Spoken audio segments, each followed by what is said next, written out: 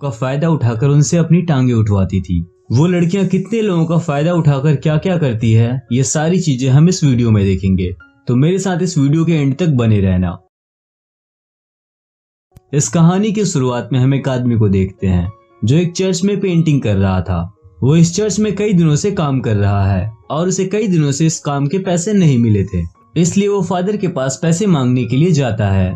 लेकिन तभी उसे पता चलता है कि एक बीमारी की वजह से फादर की डेथ हो चुकी है। ये देखकर वो आदमी परेशान हो जाता है क्योंकि अब उसे उसके पैसे कभी नहीं मिलेंगे। तभी पास में उसे फादर की पड़ी एक ड्रेस मिलती है और वो डिसाइड करता है कि अब वो एक फादर बन जाएगा क्योंकि फादर को उसके काम के ज्यादा पैसे मिलते हैं। इसके बाद हम लोरेन नाम के एक लड़के को देखते हैं जो जर्मिनो नाम के आदमी से बचकर भाग रहा था क्योंकि लोरेन ने उसे जुए में हरा दिया था। लोरेन किसी तरह से बचकर वहां से भाग तो जाता है, लेकिन दूसरी तरफ जर्मिनो अपने आदमियों से बोलता है कि चाहे जो भी हो जाए तुम सभी जाकर लोरेन को पकड़ कर ले आओ। इसके बाद लोरेन अपने दोस्तों के पास जाता है। उसके दोस्त उससे बोलते हैं कि तुम कुछ दिनों के लिए ये शहर छोड़कर चले जाओ ताकि जर्मिनो तुम्हें ढूंढ ना पाए। लोरेन अपने दोस्तों की बात मानकर घोड़े पर बैठकर वहां से चला जाता है।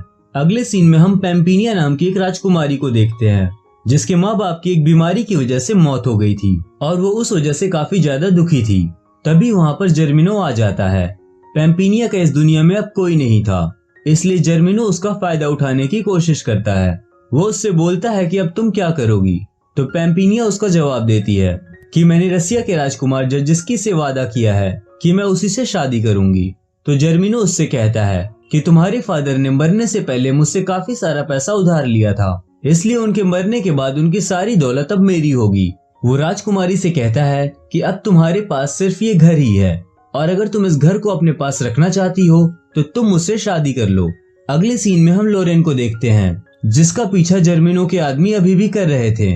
लोरेन रास्ते में एक आदमी से मिलता है जो एक डेड बॉडी को लेकर वहां से जा रहा है। लोरेन उस आदमी से डेड बॉडी के बारे में पूछता है कि ये आदमी कौन था और ये कैसे मर गया।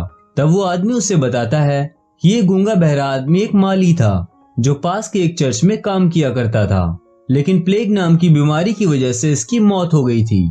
तभी लोरेन के दिमाग में आइडिया आता है कि अगर उसे जर्मिनो से अपनी जान बचानी है तो वो उस चर्च में जाकर रह सकता है। तभी एक बार फिर से जर्मिनो के आदमी उसके पीछे पड़ते हैं और उन सभी से बचने के लिए वो एक पेड़ पर चढ़ जाता है, जिसकी वजह से जर्मिनो के आदमी उसे देख नहीं पाते और वे सभी आगे चले जाते हैं और लोरेन अपने आप को बचा लेता है।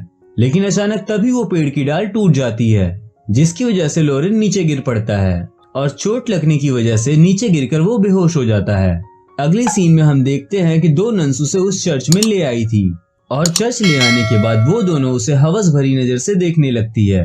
वो नन्स इतनी प्यासी थी कि वो सभी खुद को रोक नहीं पाती और वो दोनों उसके शरीर को हर तरफ से छूकर मजे लेने लगते हैं। तभी अचानक से लोरेन को भी होश आ जाता है, लेकिन वो जानबूझकर अब बेहोश होने का नाटक करने लगता है क्योंकि ये सब करने में उससे भी मजा आने लगा था। तभी वहां पर अचानक से एक और नन आ जाती है जो उन दोनों से कहती है कि तुम्हें पता है ना कि यहाँ पर काम करने के लिए हमें सिर्फ गूंगे बहरे आदमी की ही जरूरत है। जिस पर वो दोनों नन्स उसे बताती हैं कि ये लड़का गूंगा बहरा है। ये सुनकर वो नन भी खुश हो जाती है। अगले सीन में हम देखते हैं कि एक बार जब लोरेन नहा रहा था तभी दो नन्स उसके पास आती हैं और अपने सारे कपड़े उतारकर उसके साथ नहाने लगती है। लोरेन भी इस मौके का पूरा मजा लेता है और उनके साथ घपाघप करता है। असल में नन्स इसलिए गूंगे बहरे को काम पर रखती थी ताकि वो जब चाहे उसके साथ घपाघप कर सके और वो कभी भी इसके बारे में किसी को बता ना सके। दूसरी तरफ हम राजकुमारी पैम्पिनिया को देखते हैं जो जर्मिनो से काफी ज्यादा परेशान होने के बाद उसी चर्च में रहने के लिए आती है जिसमें लोरेन काम कर रहा था। उसके बाद दो नन्स मिलकर पैम्पिनिया को कपड़े पहना रहे थे, लेकिन अगले ही पल पैम्पिनिया की नजर लोरेन पर जाती है। फिर पैम्पिनिया दोनों नन से पूछती है कि ये लड़का कौन है।